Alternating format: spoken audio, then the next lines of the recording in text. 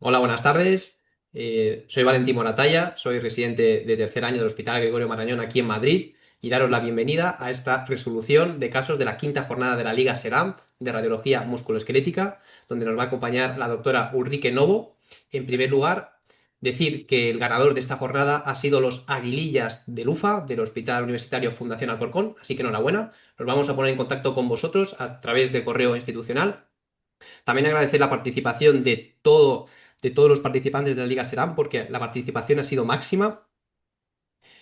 Deciros también que la próxima jornada será el próximo martes 10 de marzo, se ha pospuesto y va a consistir en dos casos de los casos de residentes que habéis enviado. Deciros que podéis realizar cualquier tipo de pregunta durante todo lo que es el webinar. Al final vamos a responder todas las preguntas y bueno, vamos a presentar a la doctora Ulrike Novo. Buenas tardes. Buenas tardes.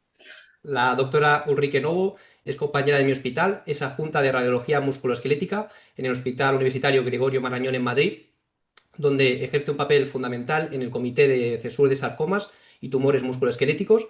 También combina actividad privada en el Hospital Vitas de Aravaca y en Viso Salud. Es referente en intervencionismo musculoesquelético, donde coordina tanto el máster test de cirugía de hombro como cursos de profesora del curso de intervencionismo en cadáveres y actualmente es presidenta del subcomité de intervencionismo de la SERME. Muy bienvenida, doctora Ulrike. Muchas gracias, Valentín. Buenas tardes a todos. Voy a comenzar compartiendo pantalla. ¿Se ve, verdad?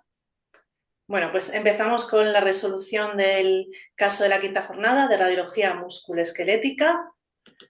Os resumo un poco los datos clínicos de la paciente. Se trata de una mujer de 28 años, que es natural de Afganistán, ha vivido allí toda su vida, pero por motivos políticos huye a Pakistán hace 2 años antes de que nosotros la viéramos en el hospital.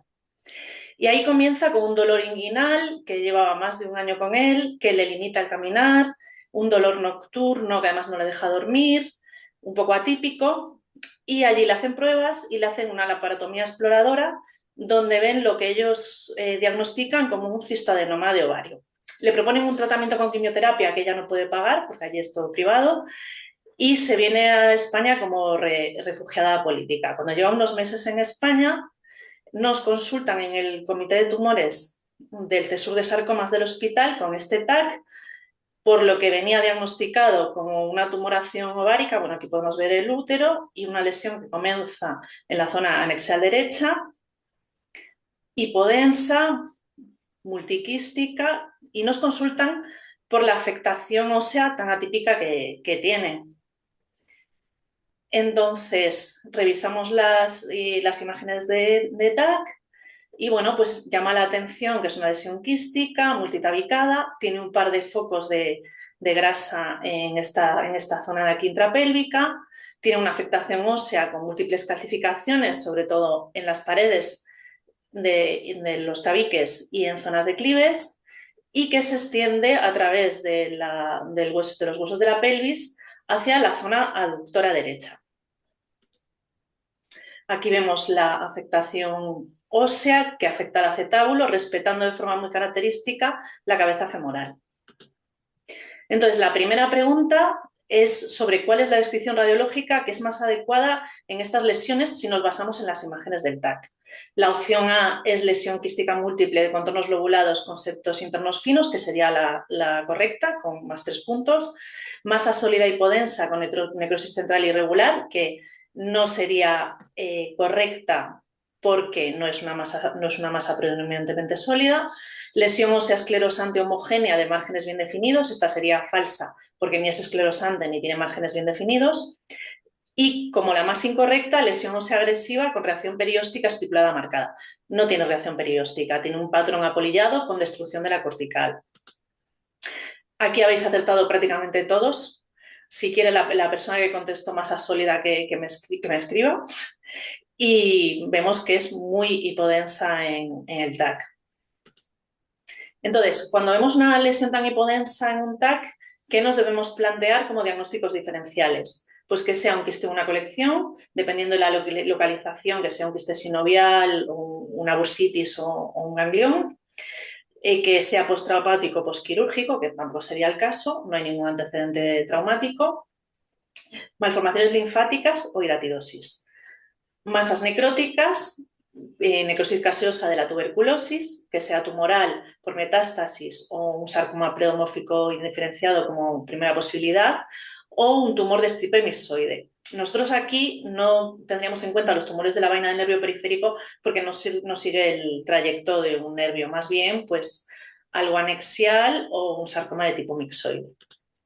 Pero como podemos ver en estas imágenes de resonancia, esto sería un histiocitoma fibroso maligno mixoide que tiene zonas más hiperintensas y zonas más hipointensas, pero tiene un predominio sólido y además con una captación muy nodular del contraste.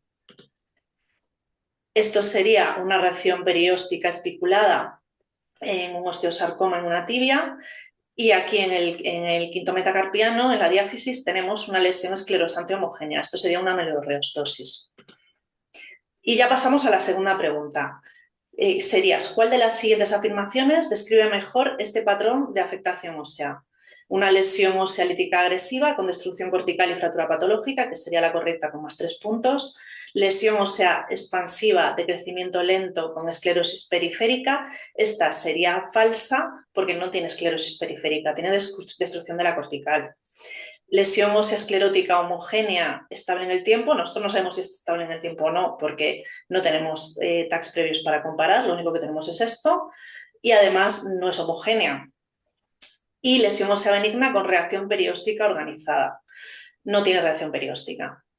Entonces, esta podría plantearos algún problema porque la palabra agresiva, no sabemos el tipo de crecimiento de la lesión, pero sí es verdad que permea mucho la cortical. Y además sí tiene una fractura patológica aquí en la rama iliopubiana. Entonces, esta sería la correcta. Aquí sí que dudasteis bastante con lesión ósea expansiva de crecimiento lento con esclerosis periférica, pero vamos, yo he dado como más correcta esta, pues por eso, con la destrucción cortical y porque sí que tiene una fractura patológica. Y luego, pues solo 2 personas contestaron lesión ósea esclerótica homogénea y reacción perióstica organizada. Y aquí podemos ver la afectación ósea con importante destrucción de la cortical, sobre todo en la zona acetabular y rama iliopubiana, donde tiene la fractura patológica. Y bueno, considerando solo los hallazgos que hay en el TAC, ¿cuál es el diagnóstico diferencial que parece más razonable? Pues sería proceso parasitario quístico infiltrativo, aunque el absceso pélvico crónico multiloculado podría ser una buena opción, por eso le he dado menos un punto. Sarcoma óseo primario de alto grado no está centrado en el hueso y aparte el sarcoma daría una masa de partes blandas mucho más sólida, sería sobre todo en el sarcoma de Ewing, que vemos zonas necróticas después del tratamiento, pero es mucho más sólido en estadios al diagnóstico, vamos. Y metástasis óseas osteoblásticas, pues no tiene nada que ver porque serían lesiones blásticas intraóseas. Aquí casi todos contestasteis proceso parasitario quístico infiltrativo, aunque muchos os planteasteis el sarcoma óseo o el absceso. A mí me parece más razonable como diagnóstico diferencial el absceso que el sarcoma, pero vamos, podría entrar.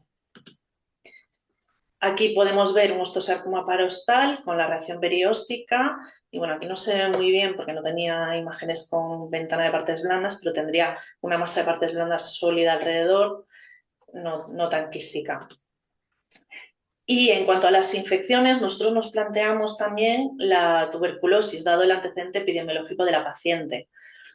En la tuberculosis en el sistema musculoesquelético, predominantemente, como sabéis, afecta a la columna entre un 50 y un 70%, un 30% articular, siendo el 90% de ellas monoarticular, afectando sobre todo a cadera-rodilla, o sea que la cadera nos cuadraría, pero lo que nos llamaba la atención de este caso precisamente es que no tenía afectada la cabeza femoral. Era una afectación del acetábulo que luego se extendía hacia la zona aductora y en la tuberculosis pues destruiría la articulación. Resumiendo mucho los hallazgos en el TAC, tenemos lesiones quísticas múltiples con contornos lobulados, con septos internos finos y calcificaciones en la pared, con permeación ósea. La densidad es prácticamente densidad líquido, con destrucción de las ramas púbicas, con la cabeza femoral íntegra, y esto es una errata, es musculatura aductora. Y pasamos, entonces decidimos hacerle una resonancia. En la resonancia ya vemos que es, voy a ponerla otra vez porque va un poco rápido, esto es un T2, hiperintenso en T2 con algunos quistes más hipointensos en el interior, además que tenía membranas como desprendidas y, a ver si lo vuelvo a poner aquí en este, que se extendía hacia la articulación, con algún quiste en la articulación coxofemoral, pero con la cabeza femoral efectivamente respetada. Entonces, ¿cuál es el hallazgo más característico de este patrón en resonancia? Presencia de quistes internos organizados dentro de una lesión mayor, que sería la correcta, realce sólido, intenso y homogéneo sin contraste. Luego veremos las imágenes de resonancia con contraste, donde vemos un realce parietal, restricción difusa en difusión de todo el contenido lesional, esto también lo vamos a comentar en otra diapositiva. ¿Por qué no? Y señal homogénea idéntica al músculo en todas las secuencias, no. Es hiperintensa en T2 e hiperintensa en secuencias sensibles al líquido. Entonces, por eso esta es la más incorrecta. Prácticamente todos contestasteis la correcta, la primera, pero 5 personas contestaron lo de restricción difusa en difusión. Estas son las imágenes de difusión, esto es un B0 y esto es un B800, y aquí podemos ver que en la zona más inferior del quiste tiene un efecto T2 y tiene algunas zonas de restricción de la difusión, pero en algunos quistes y no es una restricción homogénea. Y ahí podemos ver las imágenes de quiste dentro de quiste y la membrana desprendida así en detalle. Y estas son las imágenes post-contraste. Nosotros en el hospital tenemos un protocolo con contraste dinámico y hacemos las curvas de captación. Entonces la pared tenía una curva de captación tipo 1, ascendente, y solo captaban las paredes. No tenía ninguna zona de captación sólida. Entonces, teniendo en cuenta todo, la clínica y antecedentes epidemiológicos de la paciente, qué hallazgos hay en el TAC y qué hallazgos hay en la resonancia, ¿qué diagnóstico os parece más probable? La primera respuesta es hidatidosis pélvica con afectación ósea, que sería la correcta. Acceso pélvico crónico de origen bacteriano. Yo creo que deberíamos plantearnos más algo atípico de plantearnos un absceso, pero bueno, no sería tan incorrecta. Tumor óseo maligno primario menos probable y metástasis óseas de tumor sólido desconocido, dado edad y hallazgos en el TAC, pues sería muy poco probable. Prácticamente todos también habéis contestado bien. 4 personas han contestado el absceso, que bueno, que sería un diagnóstico diferencial razonable. Entonces, nos quedamos con proceso parasitario quístico, acceso crónico multiloculado o sarcoma o neoplasia sólida. Entonces, a favor del proceso parasitario quístico es que es una lesión quística multiseptada con destrucción ósea, calcificaciones en la pared, con líquido de distintas densidades, y luego el acceso crónico sería muy grande la extensión, pero sí tiene un realce periférico fino de las paredes como en los accesos, habría menos agresividad ósea y sería más homogéneo. Y el sarcoma es demasiado quístico, no tiene ninguna zona sólida y tendría un patrón de crecimiento diferente. Y bueno, aquí se me encendió la bombilla y encontré este artículo que se parecía muchísimo a nuestro caso y decidimos pincharlo con eco. Lo pinchamos en la sala de ecografía sin un carro de parada cerca y sin anestesista cerca. Deciros, para que lo sepáis, que hay un riesgo de anafilaxia si se rompe algún quiste. Entonces, eso fue un error por nuestra parte. Esto lo podemos contar porque no pasó nada. La verdad es que la chica estaba estupenda después de la punción. Y lo que salió fue este líquido que enviamos a analizar. Como buena foodie y buena gallega, pues siempre lo comparo con el líquido del interior de la centolla, porque se parece muchísimo. Y el diagnóstico microbiológico fue Echinococcus granulosus, o sea que sí que era una hidatidosis. Se le puso un tratamiento de un ciclo con albendazol y luego nos planteamos en el siguiente comité de tumores qué hacer, que os lo contaré más adelante. La hidratidosis musculoesquelética es muy rara, 0,5-4% de los casos, incluso en zonas endémicas. Estas diapositivas son cortesía de uno de mis residentes, de Manu Rigal, que me pasó algunas cosas que él había hecho, o sea que eso tengo que agradecer desde aquí. Asientan las zonas vascularizadas del hueso, en el hueso no se forma pericisto y bueno, se erosiona la cortical y pasa a partes blandas donde se forma la estructura típica. Entonces, los quistes pueden tener distinta apariencia radiológica según el estadio que estén. Puede ser desde un quiste completamente homogéneo a formar membranas desprendidas a tener esta imagen de quiste dentro de quiste. Y la verdad es que nosotros en este caso es espectacular porque teníamos las tres.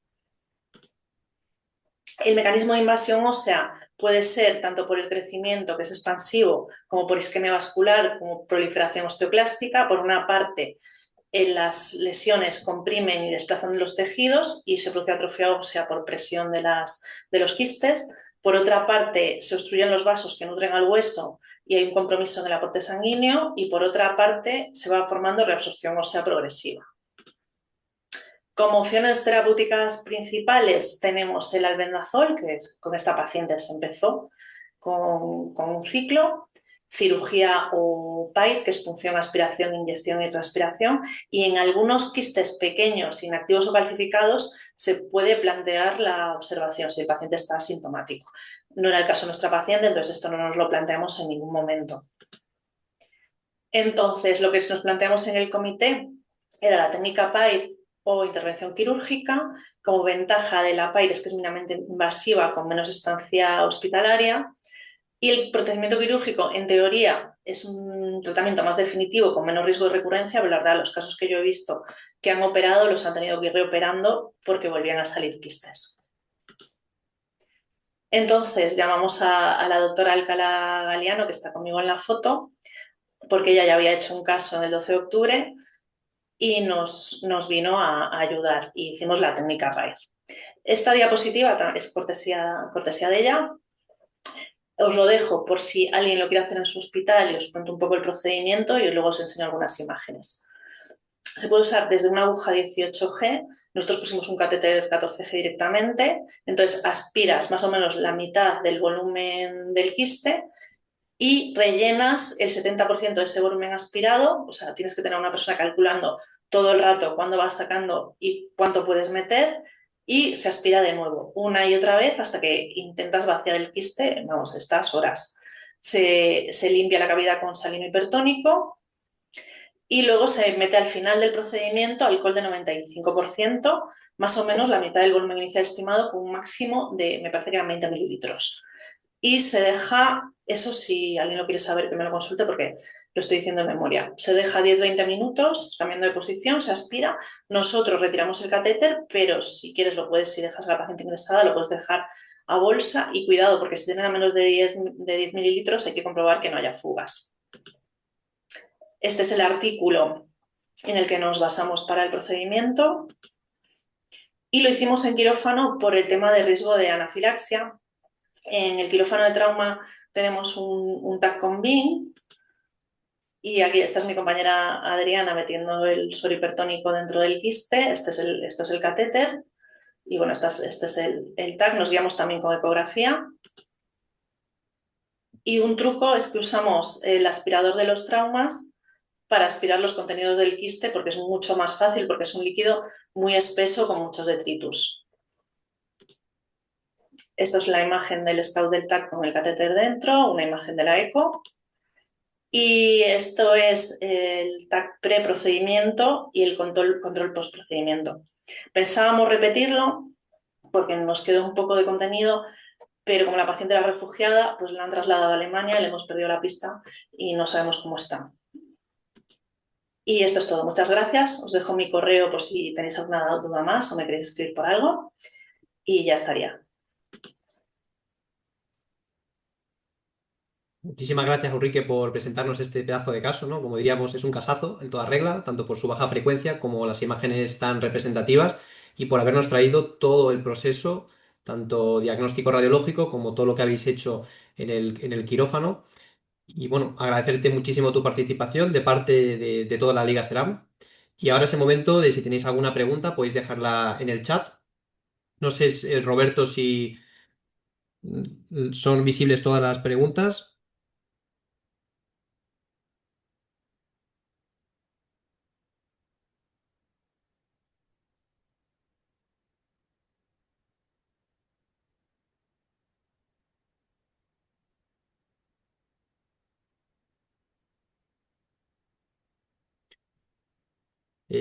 Doctora Ulrike, bueno, te voy a llamar Ulrike porque la verdad que se me hace un poco difícil tratarte con tanto respeto cuando a los residentes nos tratas con tanto cariño y cercanía. Te quería preguntar, tanto por la relación del case report, que era un caso de pelvis, y nuestro caso que, bueno, el que hemos presentado, que has presentado hoy, que también afecta a la pelvis, ¿es más frecuente la hidatidosis ósea en la pelvis o también se puede dar en cualquier otro tipo de hueso?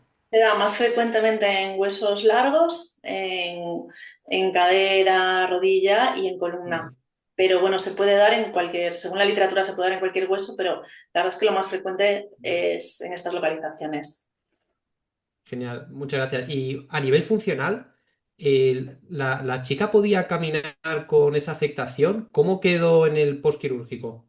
Caminaba con muletas, la verdad es que después de vaciar los quistes, nosotros nos planteamos el hacer una cementación, incluso meter microesferas de albendazol también, en colaboración con los traumas, pero como justo después del TAC de control se fue para Alemania, pues ya no hubo oportunidad, pero sí nos lo planteamos un poco porque ese hueso está muy debilitado por los quistes en su interior y por toda la destrucción que tenía en la cortical. Bueno, muchas gracias. Parece ser que no hay más preguntas. Deciros que nos vemos el próximo martes. Vamos a abrir el caso de los residentes, que van a ser dos casos, que son los que vosotros mismos habéis enviado y todo el comité del equipo de la Liga Seram ha seleccionado estos dos, así que son súper interesantes.